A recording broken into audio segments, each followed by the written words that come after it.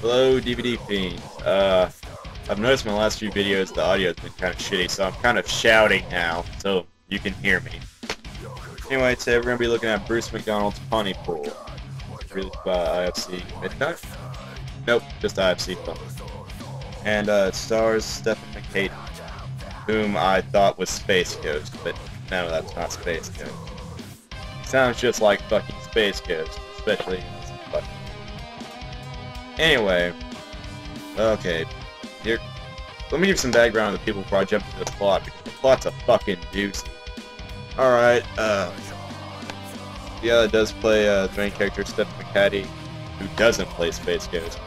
He's known mostly for his TV roles, had a few movie roles. He had like a small part 300, and he was, I think it was the old version of Night Owl. Watch it. Really bad. He's been on a few episodes of Walker, Texas Ranger, and the X-Files, so I guess credibility. The director, Bruce McDonald, he's also known more for doing TV instead of film, and he's did Degrassi: The Next Generation, which... Alright, I'm gonna be real here. I used to fucking love Degrassi. Don't judge. Alright? I much preferred Drake when he was in a wheelchair. Because Spinner told that geeky kid well, he didn't tell him to shoot him, but he... Never mind, that's irrelevant. But anyway, Pontypool. It's... A lot of people are saying it's a zombie movie, but I don't quite think it's a zombie movie. It deals with an infection that causes cannibalism. But what makes a zombie? They're not being reanimated after they're dead, and it's not being spread through bites or blood infections. The disease is being spread through the English language. Yeah.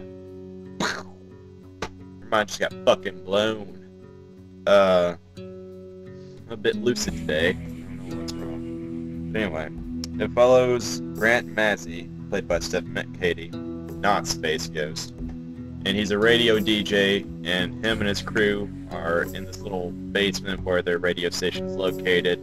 And all of this shit starts going on. They got a correspondent outside that's telling them about these riots that are happening all over town, and they're starting to see people get eaten. And they're just pretty much held up in there, trying to figure out what the fuck is going on.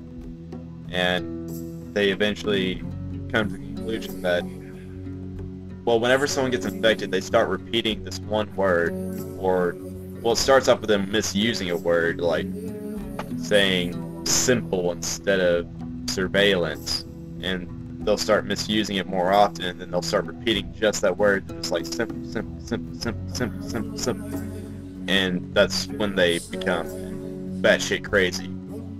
And they figure this out, so they're like writing down their thoughts and stuff on paper and showing it to each other and using sign language, but they start speaking French for a while, because this is a Canadian movie. I probably should have mentioned that too. But they realize that it's not just speaking the language that gets you infected, it's understanding the words, and some words are infected. And it's really hard to explain. You really need to check this movie out. It's fucking awesome. I think it's genius. I watched it with one of my friends, and he was just being an asshole about it. It's like, well, why don't they pick me? They weren't ready for a zombie apocalypse. They're in a radio station. Happens. Go home, Dilzonic. Go home. But anyway, yeah, this is my review of Pontypool. Some pretty cool shit. Thought-provoking. Intriguing. Space Ghost. No, it's not Space Ghost. Anyway, this is Pilot Air 88, and this has been my DVD Fiends review. See you next week.